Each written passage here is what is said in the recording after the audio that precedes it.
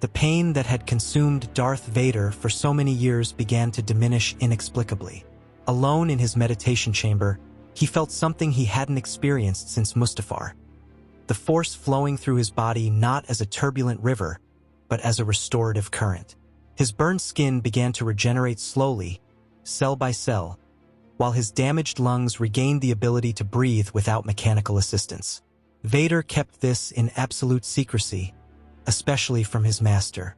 Palpatine could not know that the Force was undoing what the fire had destroyed, as this would completely change the balance of power between them. The regeneration was painful in its own way, as if each nerve ending was being reconstructed, but it was a pain of rebirth, not destruction. For months, Vader continued wearing his complete armor, hiding his transformation from everyone around him. In meetings with the Emperor, he remained motionless and silent, his mask concealing not just a regenerated face, but also his true thoughts. Each passing day he felt stronger, more complete. The armor that had once been his prison now became merely a disguise. Anakin Skywalker was returning physically, but his mind remained in the darkness he had embraced.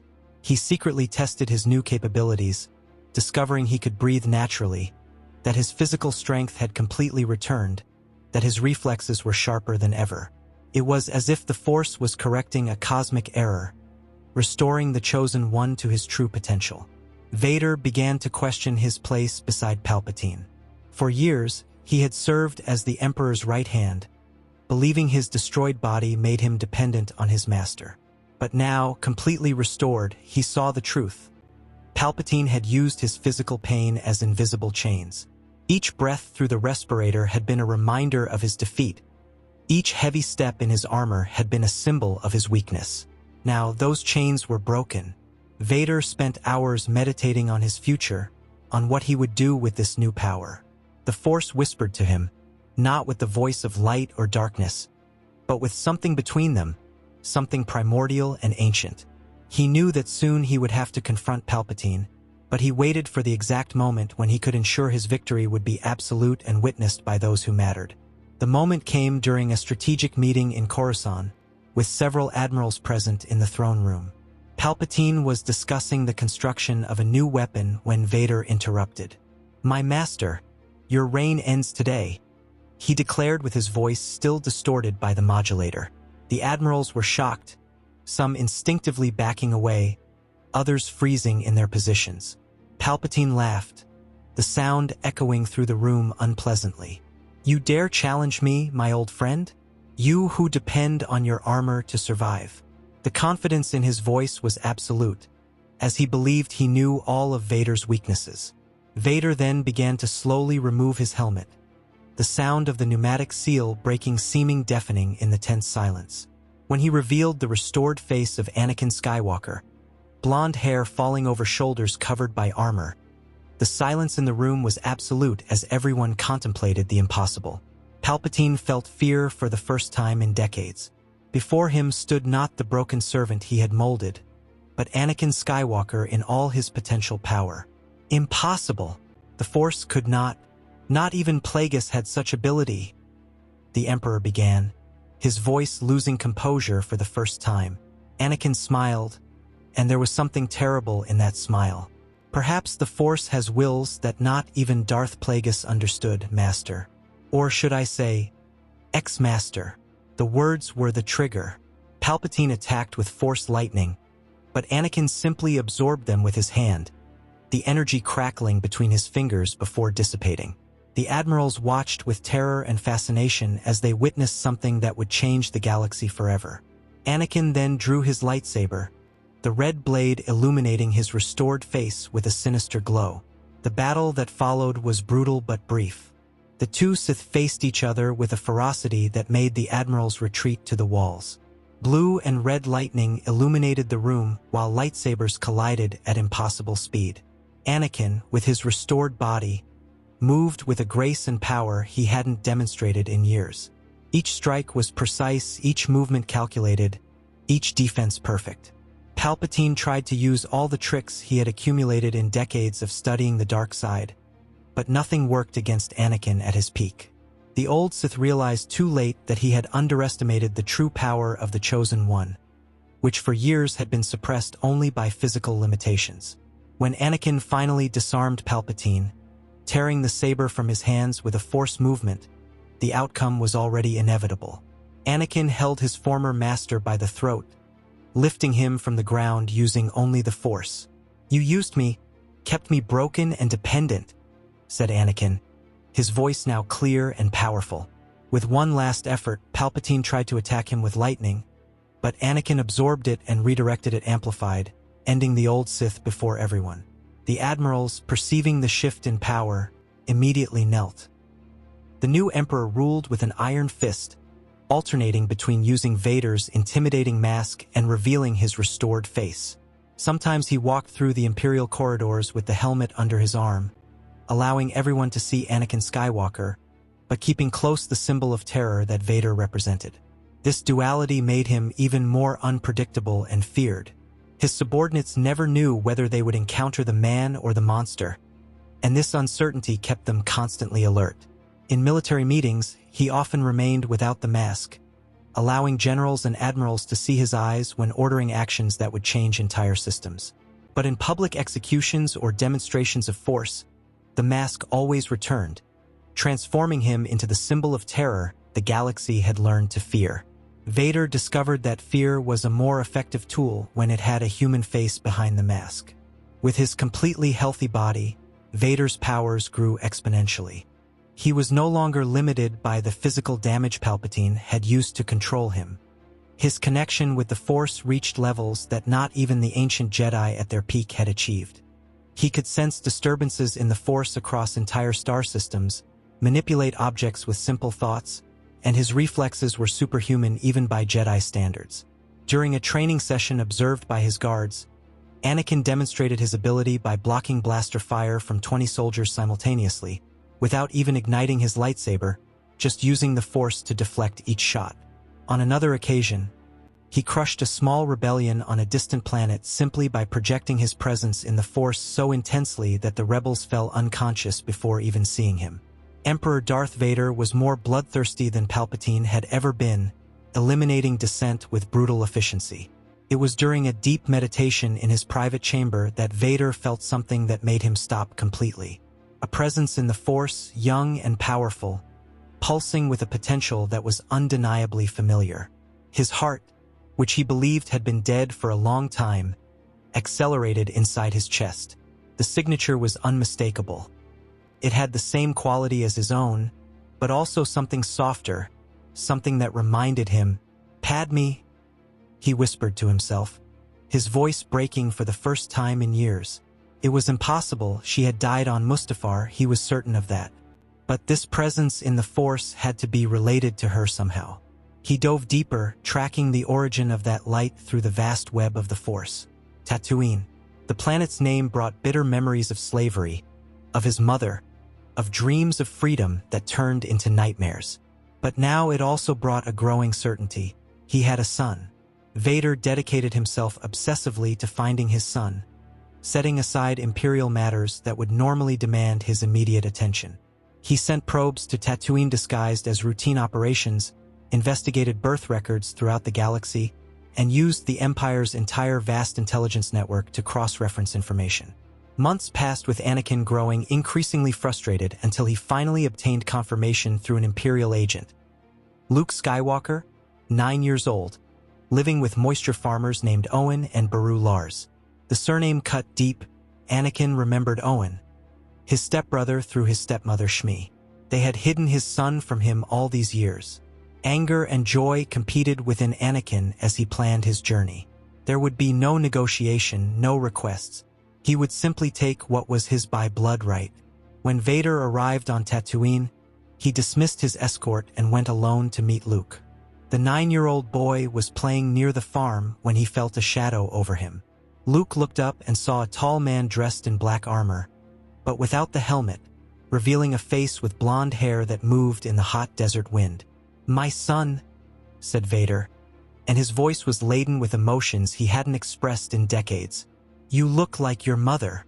Luke was confused, not understanding who this man was or why he called him that. It was at that moment that Obi-Wan Kenobi emerged from the farm's shadows.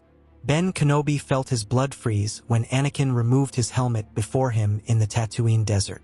The face that emerged from the mask was not that of a disfigured and burned man as Ben expected. It was Anakin Skywalker, complete and restored, with the same appearance as before Mustafar. The blonde hair fell over his shoulders. The skin was intact, without scars or marks from the fire that should have consumed him forever. Ben staggered backward, his mind struggling to process the impossible. "Anakin, how?" he murmured, his voice trembling. The Force had done the unthinkable, undoing what the fire of Mustafar had destroyed. In that moment, Ben understood the terrible truth. The man before him was no longer the broken and limited servant he imagined, but the chosen one in all his devastating power, free from the chains Palpatine had used to control him. And this made Anakin infinitely more dangerous than Darth Vader had ever been. The old Jedi ignited his blue lightsaber, positioning himself between Vader and Luke as a living shield. "You're not taking him, Anakin," declared Ben, his voice firm despite the fear he felt. "He deserves a life free from your darkness." Anakin simply smiled, and there was both sadness and anger in that smile. He ignited his own saber, the red blade illuminating the surrounding desert. The fight was painfully one-sided from the first movement. Obi-Wan, aged and rusty after years of exile in the desert, had no chance against Vader at his absolute peak. Where before on Mustafar they had been almost equal, now the difference was glaring. Each of Ben's strikes was easily defended, each attack predicted and counterattacked with surgical precision. Anakin wasn't just fighting, he was demonstrating the abyss that now separated them. In less than a minute, Vader disarmed the old Jedi with a casual Force movement, sending the saber flying away into the desert. Before Ben could react, Vader grabbed him by the throat using the Force, lifting him from the ground. "You left me burning in that river of lava, old friend," said Vader coldly. "You abandoned me when I needed you most, and then hid my son from me. Give me a reason not to finish what should have happened on Mustafar." He was about to squeeze when a small voice cut through the moment. "No, please, don't hurt him." Luke was crying, his hands extended in plea. "I'll go with you. I'll do whatever you want. Just please don't hurt him." Anakin looked at his son, saw the tears, the courage to offer himself to save an old man, and something inside him hesitated. He released Obi-Wan, who fell to the ground coughing. "Only because my son asked," said Vader. He then took Luke and departed, leaving Obi-Wan devastated in the desert.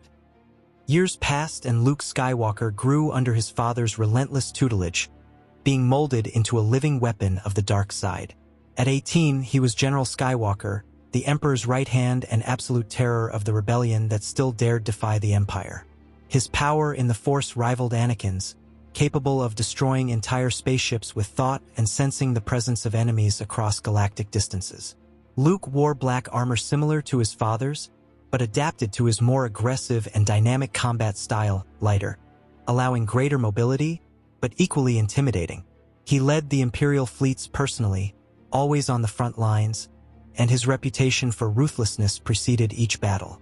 Unlike Anakin, who sometimes showed calculated mercy, Luke was absolutely relentless, corrupted by the dark side since childhood.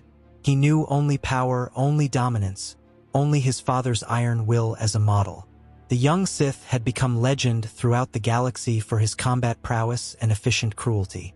Stories circulated about how he had annihilated an entire rebel cell without even igniting his lightsaber, simply crushing their minds with the Force. On another planet, he had faced 3 surviving Jedi who had hidden since Order 66 alone, and emerged victorious. Luke Skywalker wasn't just powerful. He was the embodiment of Anakin's will, an extension of the Emperor who executed his orders with absolute precision. But there was something deeper in Luke, something not even Anakin had managed to completely suppress. A spark of compassion buried under layers of conditioning and anger, waiting for the right moment to be awakened. The Death Star had been completed, an artificial moon capable of destroying entire planets with a single shot from its superlaser. Anakin decided to make a demonstration of power that would echo throughout the galaxy. The planet Alderaan, home of Senator Leia Organa and known center of rebel sympathy, had been chosen as an example. Leia was captured during a secret diplomatic mission and brought to the battle station to witness the destruction of her homeworld. Luke was present during the interrogation, a silent shadow beside his father as he observed the prisoner. She was strong, defiant even when confronted with torture and imminent death. Her brown eyes shone with unwavering determination, and she spat her answers with a disdain few dared show the Emperor. Luke found himself fascinated by her strength. When the command was given and the Death Star's superlaser was activated, Luke watched through the observation windows as the green beam cut through space toward Alderaan. The impact was instantaneous and absolute. The entire planet exploded in a fireball that briefly rivaled the brightness of a star. Through the Force, Luke felt the billions of lives being extinguished in a single moment, a collective cry that echoed throughout the galaxy and then abruptly silenced. It was as if the Force itself had cried out. Luke had felt death before, had caused death himself, but never on such a scale. The magnitude of what he had just witnessed hit him like a physical blow. For the first time in years, something inside Luke Skywalker trembled, a crack appearing in the emotional armor his father had built around him. Luke looked at Leia, who was in silent shock, tears streaming down her face. She didn't scream, didn't beg, just absorbed the pain with a strength Luke recognized in himself. "You are strong," he said calmly. Leia turned to him with hatred in her eyes. "You're a monster. Both of you are." Luke didn't respond, but something in those words struck him unexpectedly. He found himself thinking about his own lost childhood, torn from Tatooine, molded into a weapon. For the first time, Luke Skywalker felt pity, both for her and for himself. Meanwhile, on Tatooine, R2-D2 finally located Ben Kenobi after days of searching. The droid had traveled across the galaxy on a desperate mission, carrying the stolen Death Star plans. Obi-Wan sought out Han Solo and Chewbacca, who agreed to take him for adequate payment. The infiltration of the Death Star was chaotic but initially successful. Ben, Han, and Chewie located Leia and began the rescue. However, Anakin sensed his former master's presence immediately. They met in an empty corridor, prepared for final confrontation. "Let them go, Anakin," Ben pleaded. The fight was about to begin when Luke appeared, blocking the rebels' retreat. "Father, stop!" Luke commanded, and Anakin froze. Luke walked between them. "Ben Kenobi, you are the guardian my father spared on Tatooine." Ben looked at Luke with deep sadness. "Luke, what has he done to you?" Luke didn't respond directly, but his eyes moved to Leia. For a moment, something passed between them through the Force, a recognition neither of them understood. Luke then turned to Anakin. "Let them go, Father. There's no honor in this." Anakin was about to contest when Ben made a decision. "My journey ends here. May the Force be with you, Luke." And before everyone, Obi-Wan surrendered to the Force, his robes falling empty. Anakin roared in frustration, but Luke placed a hand on his father's arm. "Let them go," he repeated. Anakin, surprised, nodded in agreement. As the Falcon escaped, Luke watched Leia especially, unable to stop thinking about her. Luke was alone in his quarters when the voice came. "Luke," called Ben Kenobi, appearing as a translucent figure of blue light. Luke ignited his saber instinctively, but the blade passed through the apparition. "What is this? Some Jedi trick?" he questioned. Ben smiled sadly. "It's no trick, young Skywalker. Through the Force, those who learn can maintain their consciousness after death. I came because there is still hope for you." Luke laughed bitterly. "Hope? I'm the Emperor's right hand, commander of fleets that have subjugated hundreds of worlds. What hope could exist?" Ben floated closer. "The same hope that existed for your father before Mustafar. The same spark that made him spare me and spare your sister." Luke froze. "Sister? What are you talking about?" Ben was disappearing. "Go to Dagobah. In the depths of the swamp, you will find Master Yoda. He can show you the truth your father hides." With those words, Ben disappeared, leaving Luke with tumultuous thoughts. Despite his distrust, Luke couldn't ignore the call. Without informing Anakin, he took his fighter and traveled to the mysterious planet. In the midst of the fog, a small green creature emerged. "Waiting for you, I was young Skywalker," said Yoda. Luke was shocked. This small being was one of the legendary Jedi Masters. "What can you teach me that my father couldn't?" Yoda struck his cane on the ground. "Teach you the truth about power and wisdom. I can. Show you what strength without understanding creates. I must." For weeks, Yoda trained Luke in ways the young Sith had never experienced. It wasn't combat or raw power, but deep meditation and confrontation with uncomfortable truths. Yoda showed how Anakin had fallen, how Padme had died of a broken heart, how Luke and Leia were separated twins. "Sister, the prisoner you spared, she is," revealed Yoda. "Your mother, from a broken heart, died. Your father, his turn to the dark side, destruction brought." The words hit Luke like punches. "Why did he never tell me?" Luke asked, his voice breaking. "Fear, young Skywalker. Fear of losing you as he lost everyone your father has. Control you through ignorance he chose." Luke spent days processing these revelations, seeing visions of who he could have been. When he left the swamp planet, he was transformed. Yoda watched the ship take off. Strong the Skywalkers are. Hope still exists if right choices they make. Luke returned to Coruscant different. He marched to the Imperial Palace and ordered everyone out. When they were alone, he confronted his father. "My mother died of sadness. You raised me on lies." Anakin stood up. "And what would you have done differently, Luke? Each lesson made you what you are. Powerful, capable of shaping the galaxy." Luke activated his saber. "At what cost?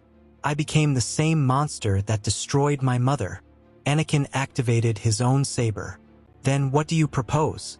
"That I renounce power." Luke didn't hesitate.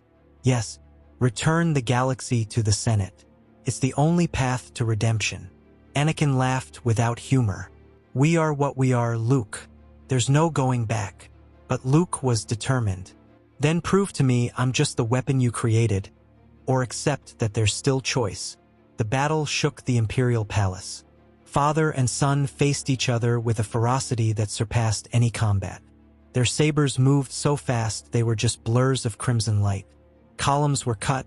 The throne was split when Luke was thrown against it. Eventually, both lost their sabers, disarmed simultaneously. They then channeled pure force, blue lightning colliding between them, creating a storm of energy that cracked the walls. The air smelled of ozone and the floor stones began to crack. They continued like this for minutes that seemed like hours, both trembling with effort. Finally, exhausted and bleeding, they fell to their knees, the lightning dying. "Enough," said Anakin, seeing for the first time not his creation, but a man with his own will. "Neither of us will win. You have become my equal, my son." Luke struggled to stand. "Then do what I ask. Not for me, but because it's right. Renounce. Let the galaxy heal." Anakin remained silent for a long moment, contemplating decades of choices. He thought of Padme, of how proud of Luke she would be. He thought of Obi-Wan, of the man who had been his brother. And he thought of himself, of the slave boy who dreamed of freeing others. "Under one condition," said Anakin, his voice softer than Luke had ever heard. "Complete amnesty for you and me. We won't become martyrs to fuel more wars. We'll have a chance to live with our choices." Luke nodded. "I agree, but you must truly renounce and help rebuild what we destroyed." Days later, before the reformed Galactic Senate, Anakin Skywalker presented himself not as emperor but as a man. He removed his armor completely. "For 2 decades, I ruled through fear," he began. "I believed only absolute strength could bring order. But strength without wisdom only creates more pain. Today, I renounce the imperial throne. I return power to you. I don't ask for forgiveness. I know my actions are unforgivable. But I ask for amnesty, a chance to live with the weight of my choices and perhaps work to remedy a fraction of the damage I caused." The Senate voted. Amnesty was granted not out of love, but because the galaxy was tired of war. Anakin and Luke would be exiled but free. Luke founded a new Jedi Order on a remote world, dedicated to balance. This new order recognized both light and darkness, but chose to serve life. His first students included surviving Jedi and never-trained Force sensitives. Luke taught not just techniques, but wisdom, the importance of choices, the consequences of power, the value of compassion. Yoda sensed the change and smiled. Do the right thing, he chose. Shortly after, Yoda became one with the Force, knowing there was new hope. Luke visited Anakin regularly in his exile, helping him confront the horrors committed. It wasn't easy. Some nights Anakin woke up screaming, haunted by ghosts. But Luke was always there, patient and honest about the magnitude of what needed to be faced. Leia, initially furious about the amnesty, eventually agreed to meet Anakin after Luke's persuasion. The first meeting was tense, full of anger and pain. But Leia recognized that vengeance would only perpetuate the cycle. I'll never forget Alderaan, she said, and I'll never completely forgive you, but my brother believes even you can change. I'll give you the chance you never gave the billions you eliminated. Years passed with small progress. Anakin, with Luke and Leia's help, began to return to the light. It wasn't an instant transformation. It was a painful process of confronting each terrible action. He dedicated his days to manual labor, finding simple peace in cultivation. At night, he meditated, not seeking power but understanding and peace. Decades passed. The galaxy slowly healed under senatorial leadership.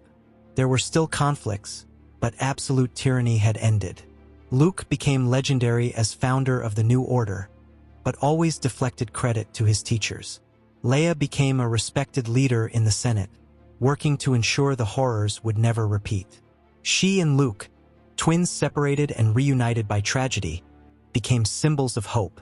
When Anakin felt his death approaching from age, he called Luke and Leia. I don't know if redemption is possible for someone like me, he said, his voice weak but at peace.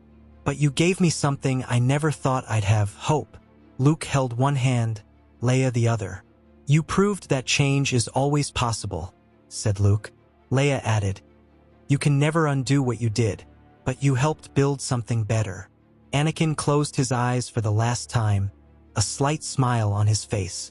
He felt the Force around him, not as power but as an infinite field of possibility.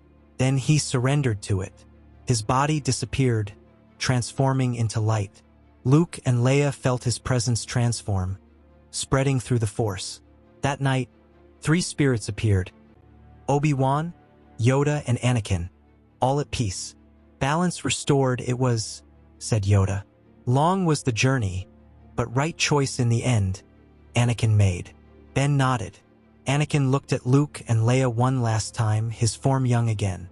The Force is in balance through you, he said. Continue the work. Teach that redemption is always possible, no matter how far into the dark someone has gone. The 3 spirits disappeared. Luke continued his legacy, training generations who learned from history. The galaxy never forgot the lessons learned through pain, but also never lost the hope of redemption that Anakin's transformation represented. Because if even Darth Vader could return to the light, then truly hope existed for all.